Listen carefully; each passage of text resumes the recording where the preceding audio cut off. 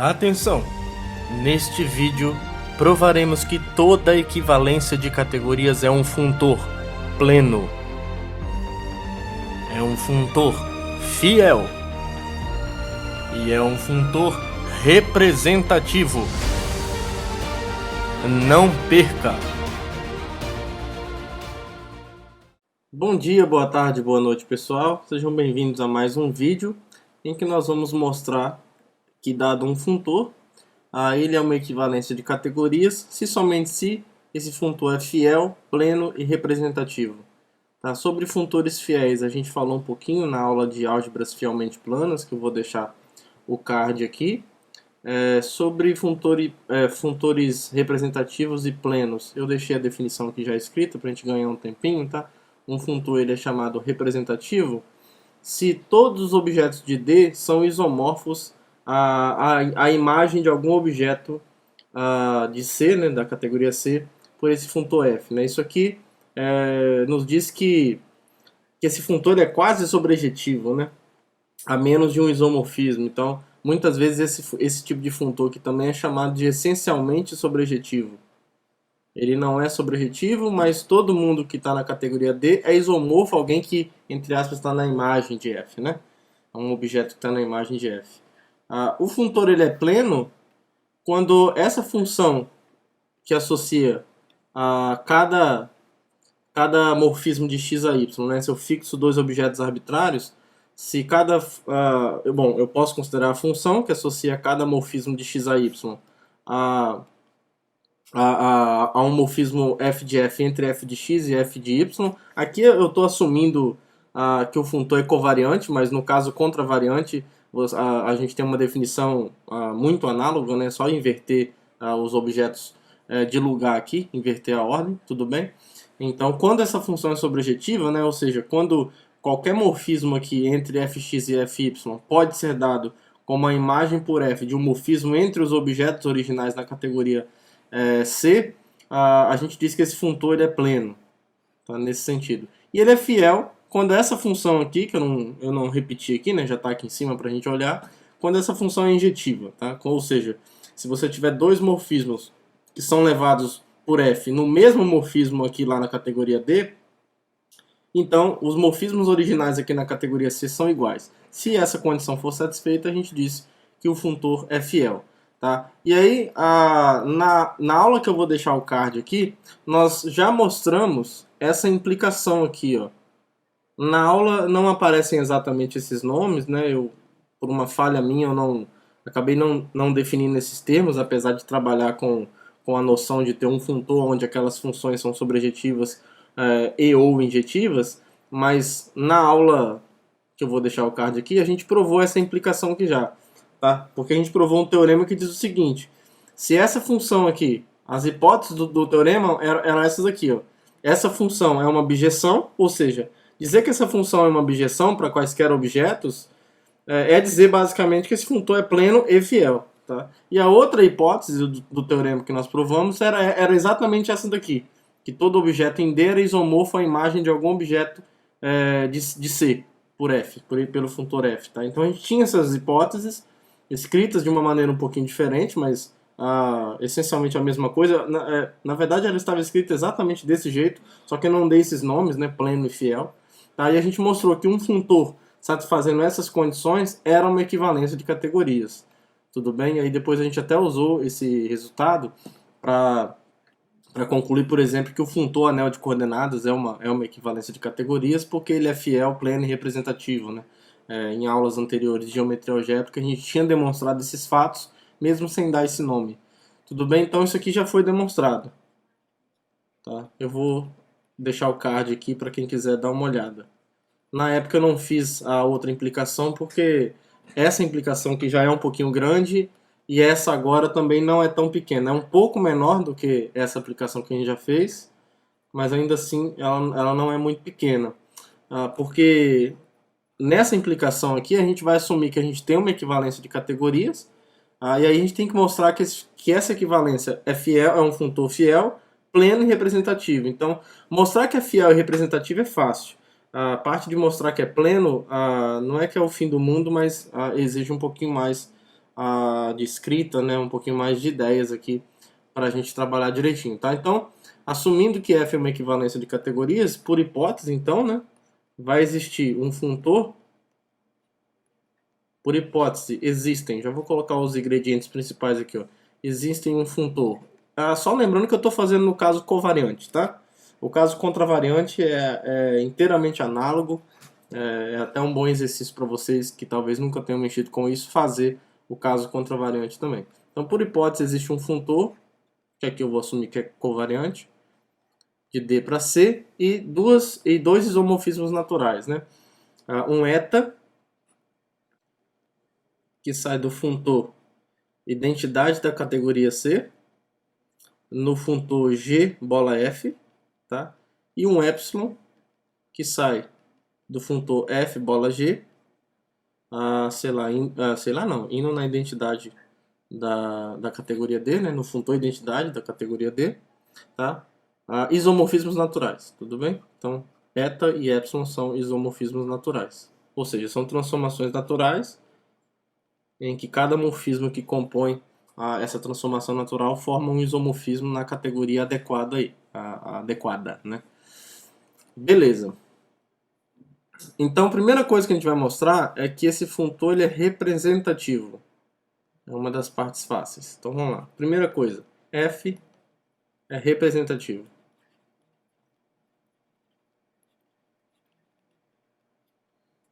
Como é que a gente prova isso? Bom, a gente tem que mostrar o quê? A gente tem que pegar, então, um objeto qualquer em D.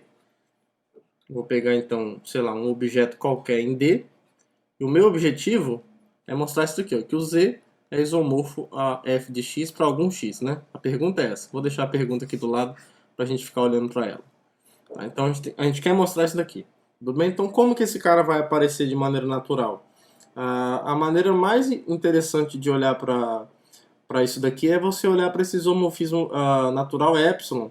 Já que Z sendo um objeto de D, aqui a gente vai ter um morfismo, que vai ser um isomorfismo canônico, digamos assim, né? Entre o Z e F de G de Z, certo? Agora, G de Z vai ser um objeto da categoria C, que é o que a gente quer encontrar. Tal que a imagem dele por F seja isomorfa a esse objeto Z original, tá? Então, nada mais natural, né, no sentido informal da palavra agora, já que natural nesse contexto tem um sentido técnico, do que tomar esse cara aqui, ó. Esse objeto X que a gente está procurando cai como uma luva tomar o G de Z. Eu quero um objeto que esteja em C, né? Então, isso aqui tá. E por conta disso aqui ser um isomorfismo natural, isso daqui agora é um isomorfismo. Então, como o epsilon do funtor F bola G no funtor identidade de D é um isomorfismo natural, então, se eu olhar para o morfismo epsilon Z, associado ao objeto Z, né, isso aqui é o que? Isso aqui sai do F de G de Z, que é precisamente o F de X, conforme nós definimos, e vai em quem? No funtor identidade de D, né? Aplicado em Z, que é o próprio Z. Isso aqui aplicado em Z é o próprio Z. Tá? Então a gente conseguiu um isomorfismo, então isso aqui é um isomorfismo em qual categoria? Na categoria D, que é onde esses objetos estão, né? Eles estão na categoria D. Então, sendo isso aqui um isomorfismo em D, segue trivialmente que Z, por conta exatamente disso, o Z é isomorfo ao f de x na categoria D, né? Então, muito fácil. É muito fácil mostrar que por exemplo, que toda equivalência de categorias é um funtor representativo. Mamão com açúcar. Então, vamos por ordem crescente de dificuldade. Agora nós vamos mostrar que esse funtor é fiel. Também não é difícil, é menos fácil, digamos assim, do que esse item, mas ainda assim não temos grandes dificuldades. Tá bom, para mostrar que ele é fiel, o que a gente tem que fazer? Ó? A gente tem que pegar dois objetos arbitrários na categoria C e dois morfismos F e G de x em y na categoria C, tais que as imagens desses dois morfismos por esse funtor são iguais. Qual é o nosso objetivo aqui? Ó? A gente vai testar se f é igual a g. quando isso aqui acontece, porque isso é a condição de fidelidade. Pelo amor de Deus! Bom, agora a gente vai usar o fato do eta ser um isomorfismo natural. Tá? Então, como eta é um isomorfismo natural, só lembrando, né? Eta é um isomorfismo natural entre o funtor identidade da categoria C e o funtor G bola F, né? Então, como isso daqui é um isomorfismo natural, então, e a gente tem esses dois morfismos na categoria C, eu já vou colocar assim, ó, isso aqui é um isomorfismo natural, então eu já vou desenhar os diagramas aqui. Ó. Esses diagramas aqui que são comutativos, ó, quais? Vamos lá. Eu tenho aqui, ó, por meio dessa transformação natural, eu tenho o objeto X, que é conectado a...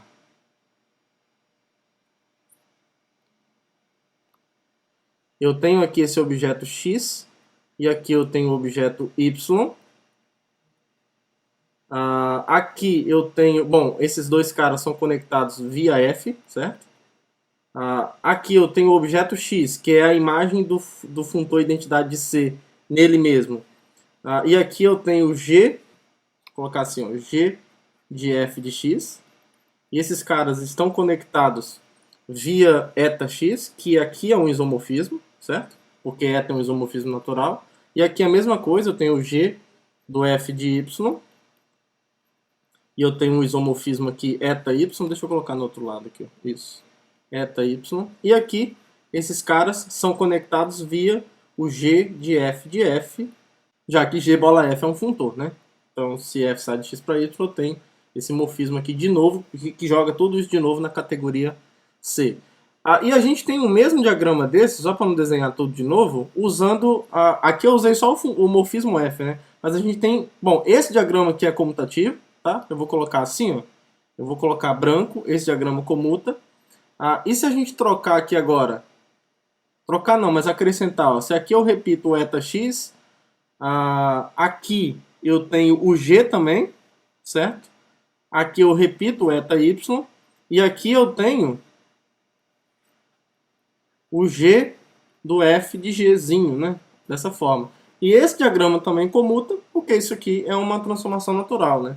Então, como o g é um morfismo de x para y, lembra que f é precisamente a identidade, né, da categoria C aplicada em f, e aqui a mesma coisa para o g. Então, por definição de transformação natural, esses dois diagramas comutam. Tá?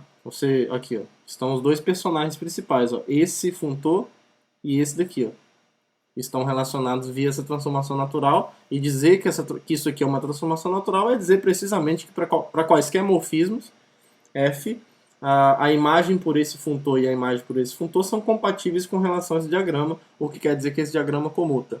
Tá? Então, esses dois diagramas são comutativos. Vou colocar assim, são diagramas comutativos.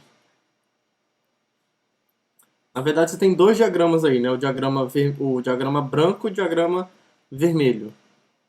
Tá? A parte vermelha também comuta, laranja, né? Acho que tá meio alaranjado isso daqui. Tá? Então a parte laranja também comuta, tudo bem? E aí, como esses caras são comutativos, a gente quer concluir que o F é igual a G, né? Então vamos lá. Observe o seguinte, ó, se eu pegar o eta Y e compor com F, como esses diagramas comutam, o eta Y composto com F é a mesma coisa que o G de F composto com eta X, certo? Agora eu uso a hipótese que a gente fez. Ó. A gente está supondo que o f de f é igual ao f de g. Então nessa parte aqui, ó, o g do f de f vai ter que ser igual, né, ao g do f de g. Já que g é um funtor, né, ele, entre aspas, é uma função bem definida, né, entre os objetos. Então isso aqui é esse diagrama, é essa composição. Que agora volta, usando que a parte vermelha comuta, isso aqui volta a ser o eta y, só que agora é bola g. Então, eta y bola f é igual a eta y bola g. Agora, eta y é um isomorfismo, né? Dentro da categoria C. Então, a gente pode compor com a inversa em ambos os lados e concluir. Deixa eu escrever, né? Melhor escrever. E aí, como Como eta y é um isomorfismo, é importante isso.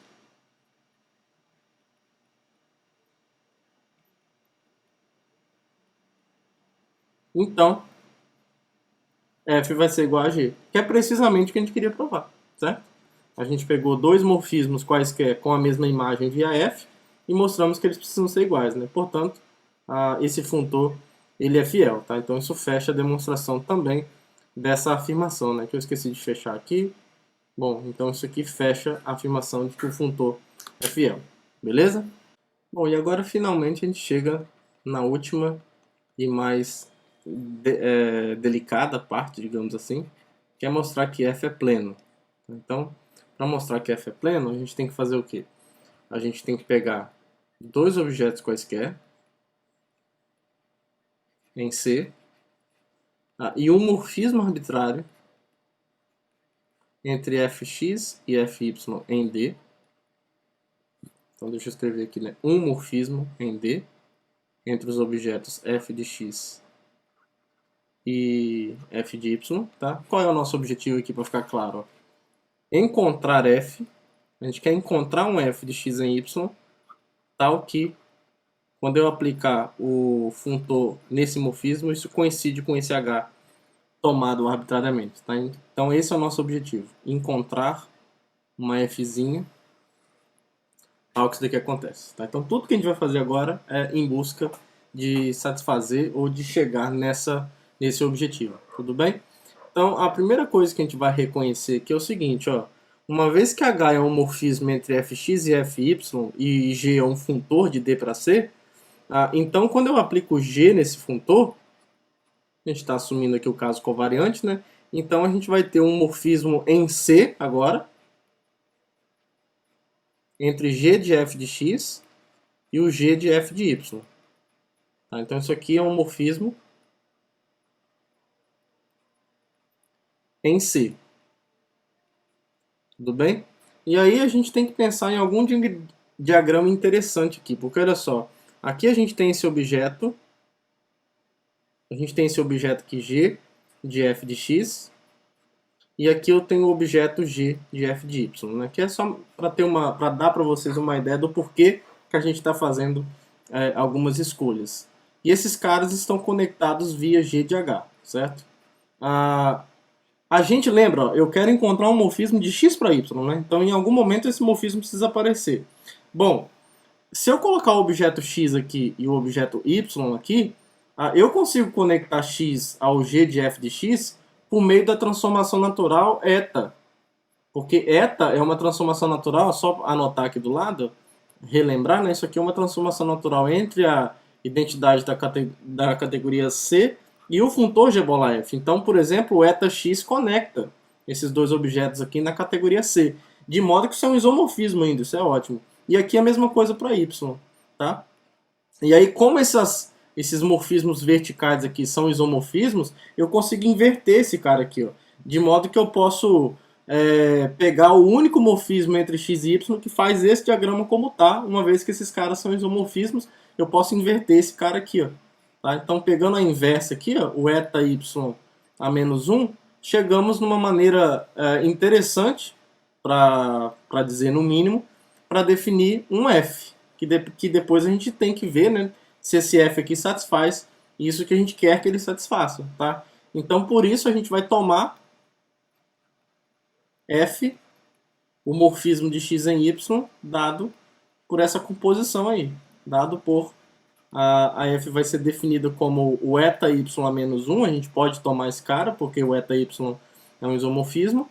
Isso aqui vai ser composto com o morfismo g de h, que por sua vez vai ser composto com o eta x. Tá? Então, a gente pode fazer essa composição, né? Os objetos estão colocados de maneira adequada aqui, de modo a gente conseguir fazer essas composições. Então, esse vai ser o f que a gente está procurando. Agora, a gente tem que ver se o f de f dá o h. Aí, esse é o nosso objetivo. Aí ele já está bem definido, está tudo bonitinho. Aqui a gente pode compor tranquilamente. Esse diagrama deixa bem claro que a gente pode fazer essa composição sem grandes problemas, tá? Bom, com isso, o que vai acontecer?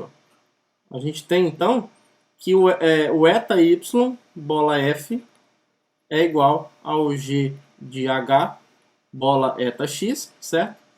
E aí, é interessante que a gente consiga compreender melhor, já que eu quero conhecer o que é o f de f, né? Eu quero mostrar que o f de f é igual a h, né? Eu posso aplicar o funtor f, porque essa igualdade que está ocorrendo na categoria C. Então, aplicando o funtor f em ambos os lados, usando o fato de f ser um funtor covariante nesse caso, aplicando o funtor f nessa composição, a gente vai ter isso, certo? E aplicando o funtor f nesse lado aqui, a gente vai ter isso. Tá? E aí a gente tem que tentar compreender melhor o que é esse camarada aqui. Desculpa, aqui é o f de eta x. Aqui é f de eta x, né? Isso. Ótimo. E aí, para compreender melhor esse camarada aqui, ó, para compreender melhor esse camarada, seria muito bom, né, se f de g de h fosse igual a h, mas a gente não tem isso. Né? A princípio, f não é um isomorfismo de categorias, então g não é um funtor inverso de f, não precisa ser. Tá? Então, não necessariamente o f de g de h vai ser igual a h a princípio. Se a gente tivesse um isomorfismo de categorias, estaria acabado, mas não é um isomorfismo. É uma equivalência de categorias, é algo um pouquinho mais fraco. Tá? E aí, em razão de estudar melhor esse objeto, é bom a gente colocar na jogada algumas coisas. Porque olha só, a gente tem o f de g de h aqui, e o f de g de h, ele é um morfismo, vamos ver de onde, ó. O g de h sai do g de f de x, né? E vai no g de f de y. Então, o f de g de h, só para fazer um desenho aqui, para a gente entender o que está acontecendo, o f de g de h vai sair do f do g do f de x, olha isso, e vai no f do g do f, de novo, y, né? Isso. E aqui está o f de g de h, certo? Ótimo. Agora, olha só, a gente consegue conectar esses caras usando a transformação natural eta. Porque eta sai do f bola g, vamos colocar aqui embaixo, só para relembrar. O eta é uma transformação, é um isomorfismo natural, né, na verdade, entre esse funtor e a identidade de D. E aqui está aparecendo o f de g de alguma coisa. Tá? A gente pode olhar, por exemplo, para comparar algumas coisas aqui. Eu coloquei muito embaixo aqui, né? Enfim, será que eu consigo tirar esse espaço? Vamos ver. Não. Consigo não. Bom, deixa para lá. Aqui, o que vai acontecer? Por meio do eta fx, por exemplo, o eta fx é o que conecta exatamente esses dois objetos na categoria D. Quando você coloca o índice f de x, né, o objeto f de x que está em D, que é onde estão os índices dessa coleção de morfismos, a gente consegue esse que aqui é um isomorfismo, né, porque isso aqui é um isomorfismo natural, e aqui a gente consegue o f de y. Conectar esses caras via esse isomorfismo eta f de y. Tudo bem? E o f de x e o f de y estão conectados via o h, que é o equivalente aqui embaixo ao f de g de h. Lembra que o h é precisamente a identidade de D aplicada em h, já que h é um morfismo na categoria D. Tá? Então o fato disso aqui ser uma transformação natural me diz que esse diagrama aqui comuta. Tá? Me diz que esse diagrama aqui comuta. Agora, é interessante, então assim, a gente tem isso daqui, né? Logo, uma coisa que a gente já tem, ó, o eta f de y composto com f de g de h é igual ao h composto com o epsilon f de x. Tá? Então a gente pode usar isso e aí você pode até jogar a inversa desse cara para o outro lado se você quiser, para poder isolar o f de g de h aqui em algum momento que a gente vai usar. Tá?